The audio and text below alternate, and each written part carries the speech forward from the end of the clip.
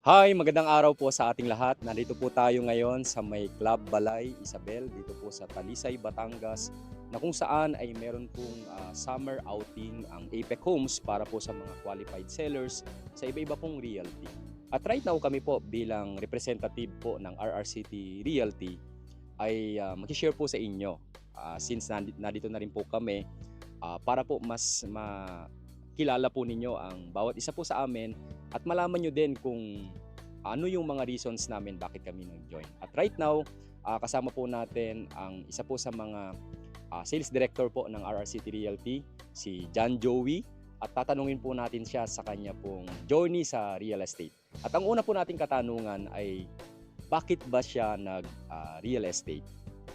Ayan. So, magandang araw po sa inyo. John Joey Raffles, team leader of Team Dream High and currently sales director ng RRCT Realty. So, bakit po ba ako nag-join sa real estate? Unang-una, napaka rewarding po ng pwede nating makuha sa real estate. Bukod sa napakaganda po ng ating realty na very transparent in terms of commissions and then incentives. Very rewarding din yung parang work-life balance niya na nakakapagtrabaho ka and then at the same time nakakapag travel ka rin, no? So kaya real estate yung unang-una ko na bukod sa mahilig din ako sa sales, real estate kasi yung nakikita ko na makakapagbigay talaga ng value na kumikita ka pero nakakatulong ka rin sa mga tao kasi even kami is nangangarap din dati magkaroon ng bahay pero natupad na dahil sa real estate din. Gano'n ka nakatagal na real estate salesperson? Yan. Nag-start po ako nung 2021 ng October, I So, think. magpo 4 years Yes na po. this year. So magpo 4 years na po ako sa real estate and masasabi ko naman po na maganda yung naging career and journey ko sa real estate and ito po yung industry na talagang tumagal po ako sa field, no? So parang enjoy na enjoy ko po ang pagiging isang real estate salesperson. Sa almost 4 years mo na yan, ano na yung mga nabago sa buhay mo? Bukod sa na-enjoy mo yung journey, Mhm. maybe in terms of financial or other things na nakapagbabago sa'yo sa real estate. Hindi ko muna babanggitin yung financial po, no? Pero malaking aspeto po ang nabago sa akin in terms of financial. Pero hindi po muna yun yung itatakal ko. Gusto ko po i-point out dito yung tamang mindset. Yun po yung tingin ko na na-value ko dito sa real estate. Not sure, hindi lang siguro siya dahil sa real estate, sir, no? Dahil na rin siguro siya sa inyo ni Ma'am Jen kasi naalala ko nag-start ako dito as in talagang wala akong hilig sa libro. Kung nag-aaral ako talagang bulakbol, pasang-awa lang ang gusto ko. I mean may pasa ko lang yun sa pag-aaral ko, makatapos lang. Yun lang yung thinking ko dati. Parang standard ko na okay, pasado ako, hindi ko na in-overachieve, tamad magbasa.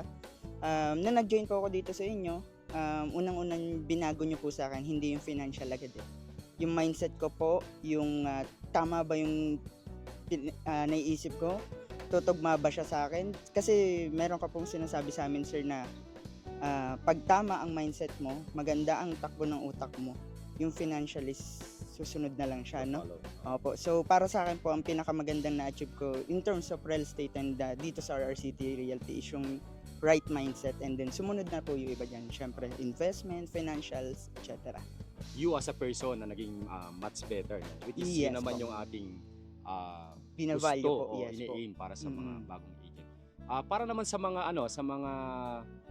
nag-a-aspire na nakikita nila na pwede kaya sa akin ng real estate, marirecommend mo ba sa iba na naghahanap ng part-time o maybe naghahanap ng isang career change ang pagiging real estate salesperson?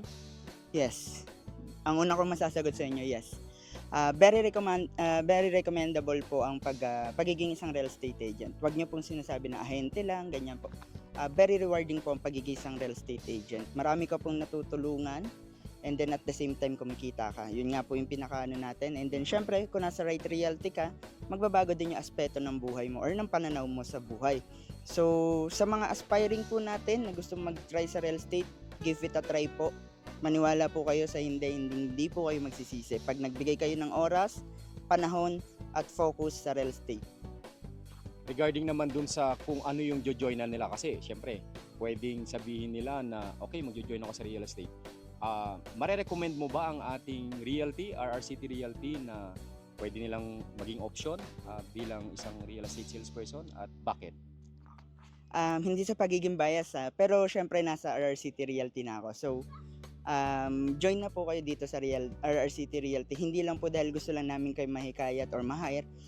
Dahil po dito sa RRCT Realty, ang binavalue po namin dito is yung pakikisama and then pagiging kapartner. So, meaning po, pag sinabing RRCT Realty, ang pinaka-tagline po namin is maging kapartner. So, meaning sa pagiging kapartner, kasama mo po kami sa journey mo, hindi lang sa pagiging real estate agent, sa mga personal na buhay mo, sa mga gusto mo ma-achieve, kasama mo po kami. So, dito sa RRCT Realty, mas binavalue po namin yung culture ng pakikisama at pagtutulungan at suporta. So, join po kayo sa RRCT Realty, hindi nyo po pagsisisihan na maging part po ng ating family ng RRCT Realty. Dahil ang RRCT Realty ay kapartner mo sa pag-abot ng iyong mga pangarap.